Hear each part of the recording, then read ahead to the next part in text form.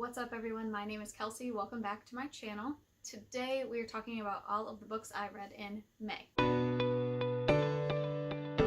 So, in May I read a total of 12 books, 6 young adult, 6 adult, which is exactly where I want to be. My ratings were not so great. I read 4 2-star books, 3 3-star books, 3 4-star books, and 2 5-star books. So not horrible, but could have been better. I didn't DNF anything this month, so getting into the books. First I read, Radio Silence by Alice Oseman. This I read as an audiobook from my library. It's a young adult contemporary. Follows our main character, Frances, who is, this takes place in the UK, so the terms are a little off, but basically she's like a senior in high school and she's going to university next year, and it's like a coming of age story, but with really good, solid queer rep.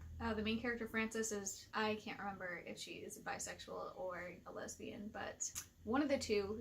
In the book, she describes feelings for another girl, so for sure she's into women. And then it kind of follows her friendship with this kid, Aled, and how their relationship develops. And it all stems from this podcast that she loves called Universe City. And it turns out that Aled is the creator of Universe City and wants to hire or get Frances to work on art for the podcast. So, my thoughts. So the pros are that it did a great job capturing like the worry and anxiety that people at that age are dealing with, like the pressure of doing well in school, but also the pressure of doing well outside of school, having jobs if they need them, having extracurriculars for their resumes, getting into top schools, choosing a career path at the age of 17, and like questioning some of the decisions that you're making. So it did a great job capturing all of those feelings. It also did a great job of like describing a developing friendship and how, well, our main character Frances has like this one personality, this go-getter, high achiever persona at school, but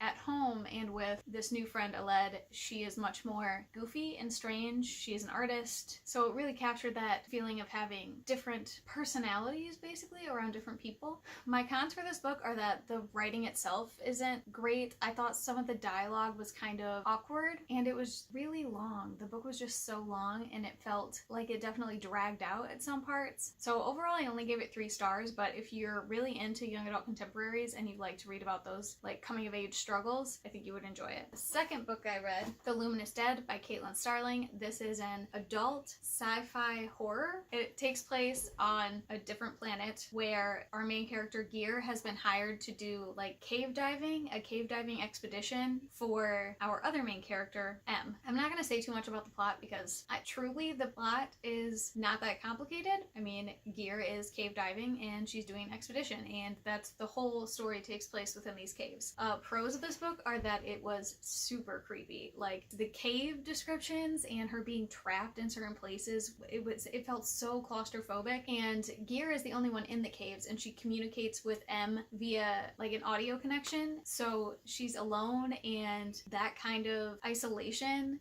can make you a little crazy, so you start to question the things she sees and she describes.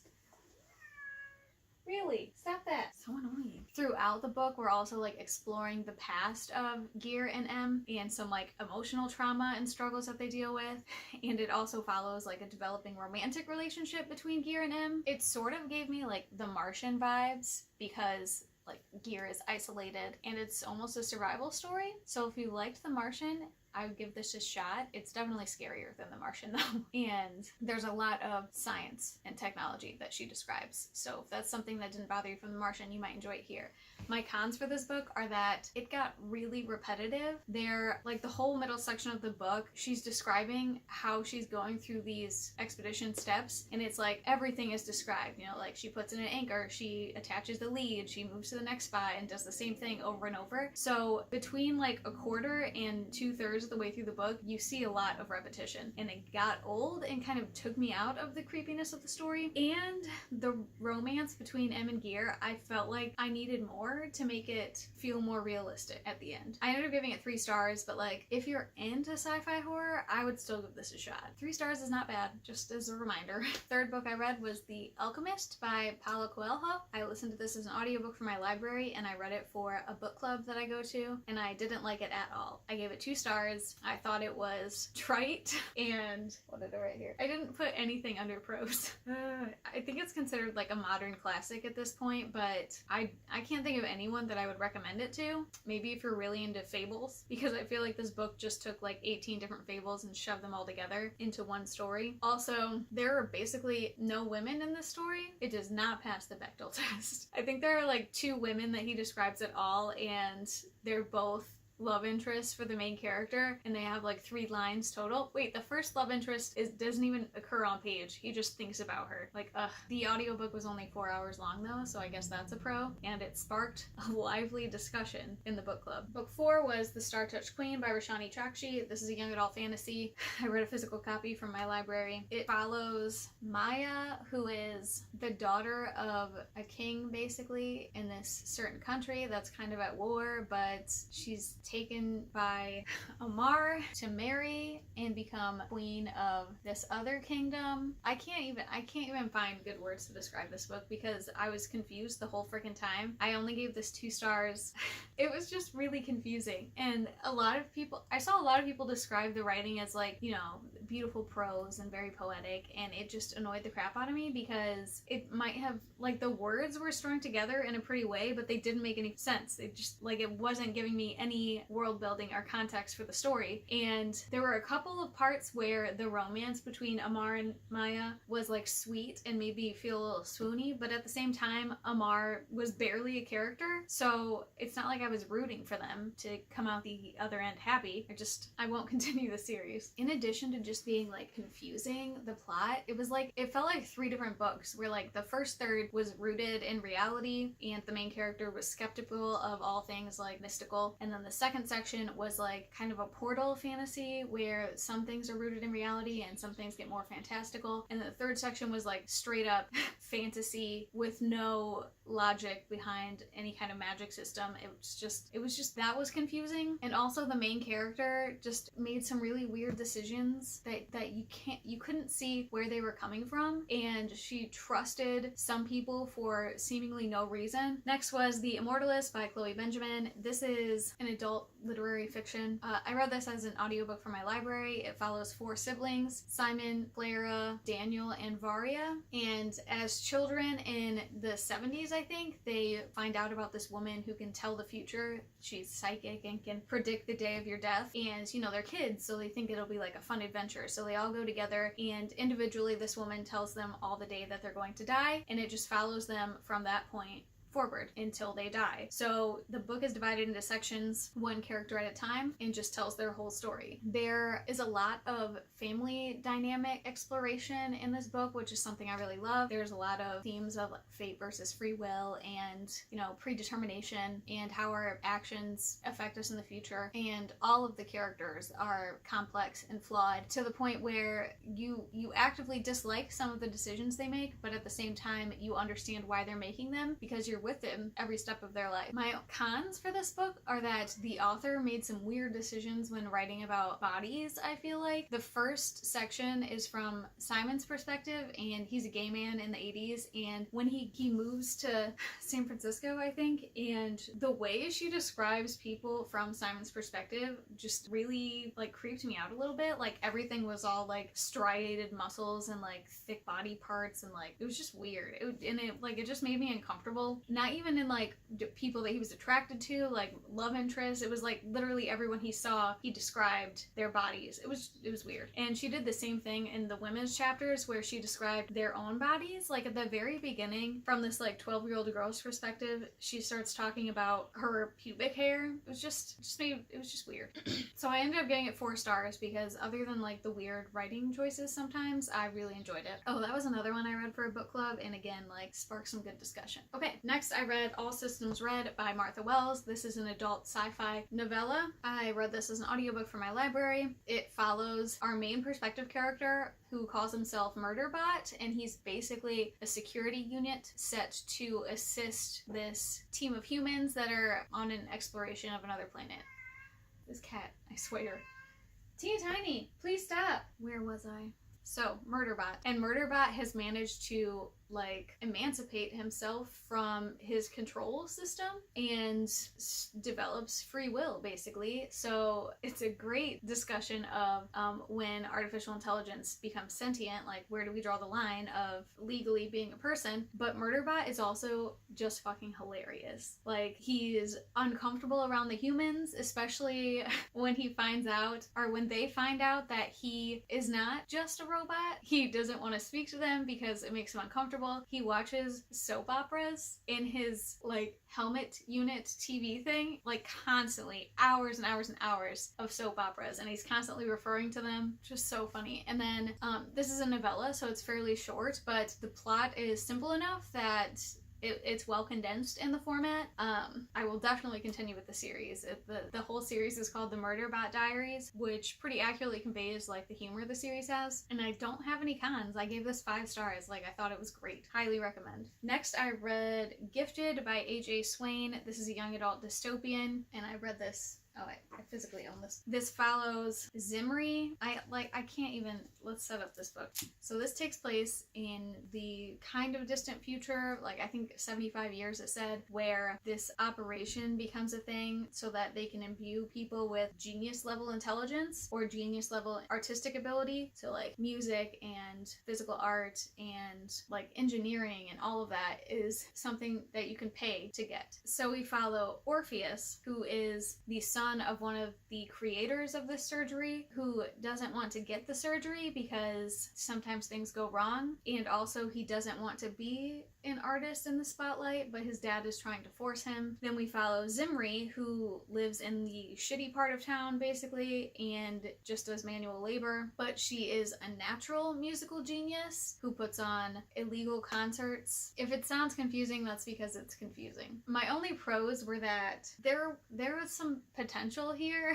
to say some to have some good like societal commentary on capitalism, you know, that there's something there. And one of the main characters, Zimri, was like a good base for a character. I feel mean, but the cons for this book are much longer. First is that this book is trying to make a commentary on so many things that just like any kind of message gets lost.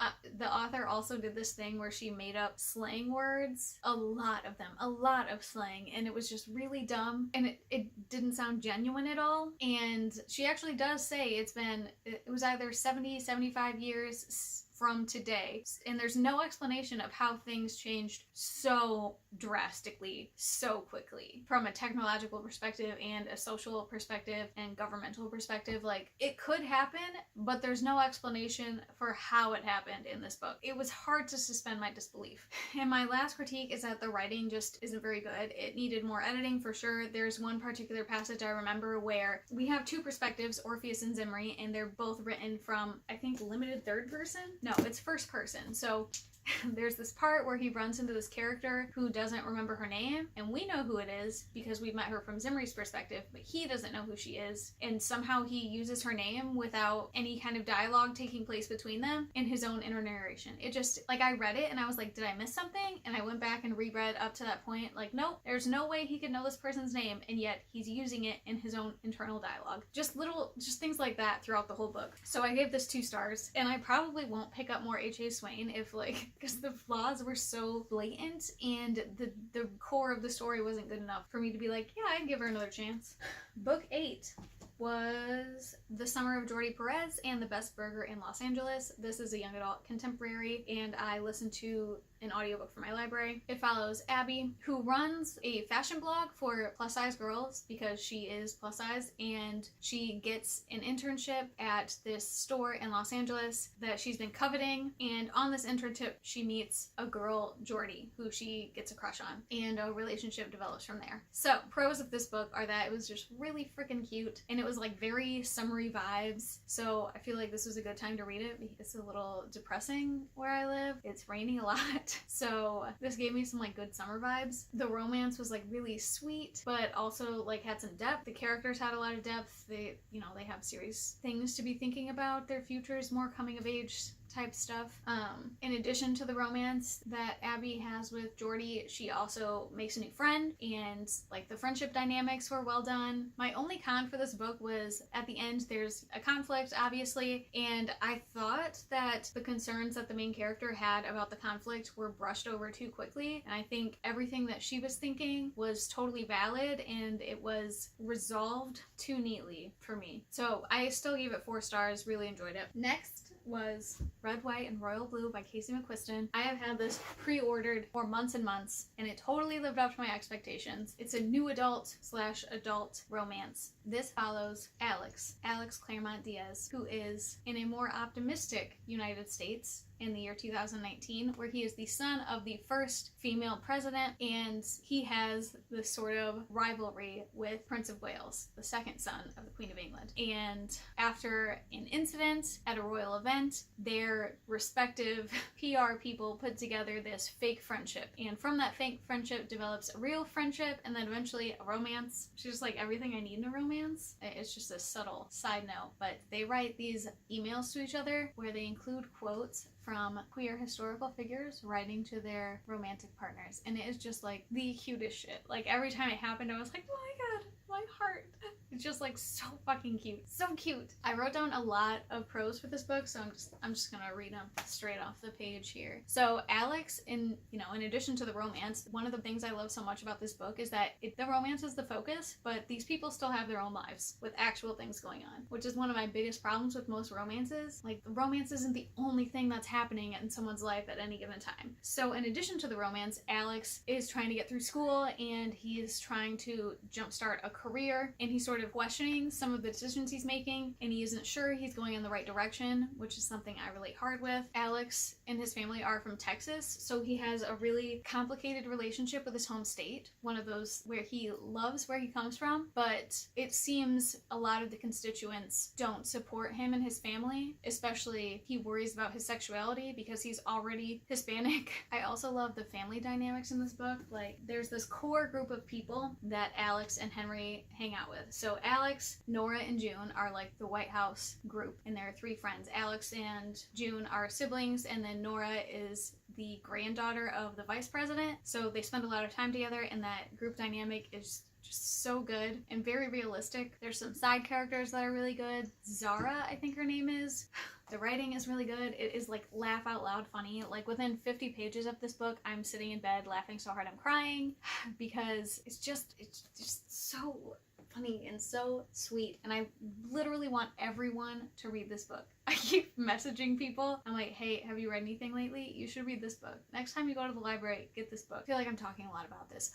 Like, the emotions in this book are so good. Henry is dealing with a lot of grief from his father passing a few years prior, and I love that it's so well addressed in the book because it's something you have to deal with even when happy things are happening, that is always there. It'll never go away. Just sad but realistic. Henry takes antidepressants on page in this book, and the end is just so happy and optimistic. I happy cried. This cat, I swear, just wants to be a nuisance in this whole video. I happy cried at the end of this book, and I'm not usually a happy crier. It was just so hopeful. Anyways, 5 stars, obviously. Okay, next was A Heart and a Body in the World by Deb Coletti. This is a young adult contemporary that I listened to on audiobook for my library. It follows Annabelle, who is recovering from a traumatic event in her life, and one day decides to run across the country. She lives in Seattle, and decides to run all the way to Washington, D.C., like as a spur of the moment decision. She's a cross-country runner. She's run lots of marathons, so she's fairly confident she can accomplish it, and it's all about her doing this and the support of her family and community and country. So my biggest pro in this book is that Annabelle is one of the most relatable characters I've read in a long time. She feels a lot of responsibility for the bad things that have happened, but also just in general responsibility for everyone and everything around her. You've got to be kidding me. Teeny Tiny, come here. Stop that, please. She feels a lot of guilt and blame for other people's actions, especially men's actions, and the way men react to her specifically. The content is timely and relevant and will probably be for the foreseeable future, unfortunately. I'm not usually like a quotes person, but there were a couple times that like I was listening and just a quote just struck me, so I jotted them down. And the first is this passage where she's talking about how she's had like all these messages of girl power and you can do anything and quality since she was a child, and then it says, but it's hard to be all that you can be on carrot sticks and criticism, and like that got me. And then the second is when she's talking about all of the injuries she's getting while running and having to recover every night. And then she says, she's talking about like her emotional pain, and she says, but you can't take down the swelling of despair with a bag of frozen peas and some Tylenol. There's just like some really good lines that resonate. So I gave this 4 stars. Really good, very emotional, but if you're sensitive to any kind of violence, I would check the trigger warnings. Otherwise, definitely recommend. Next was A Shadow Bright and Burning by Jessica Cluess. This is a young adult fantasy. I own this physical copy, but I won't for long. This follows, my problem with doing wrap-ups is that books I don't like, I don't want to talk about them. I'm just like, okay, yes, this is a fantasy book. It wasn't good. But it follows this girl, Henrietta, who has these magical powers that should only belong to sorcerers who are always men. So she's been hiding it all her life. Finally, someone comes and finds her and tells her that she is the prophesied one and is going to save the world. But when she goes to this place to train with all these sorcerers, she starts to realize that she's not really the chosen one, but she doesn't want to give up her potential place at this group of protectors. I just thought this was super underwhelming in all aspects. There's nothing particularly original about it. The characters weren't super well developed. Thought the world building was lackluster. The magic system wasn't explained very well. There are monsters in this book that I didn't think were very scary. And then there's like romantic complications, and it felt like she had romantic feelings for 3 different dudes in this book, and I just wasn't feeling any of them. Also, this book did that thing I hate where it describes all of the characters except for their skin colors, which is just a cop-out for dealing with race, I feel. Like, she described height and body type and hair color and eye color, but literally she once describes the main character as being dark, and this other girl says, well, your dark complexion will look great with this color. And you're like, but what is dark complexion? Like, is she Italian or is she black? Or Hispanic or something. Like, give me more.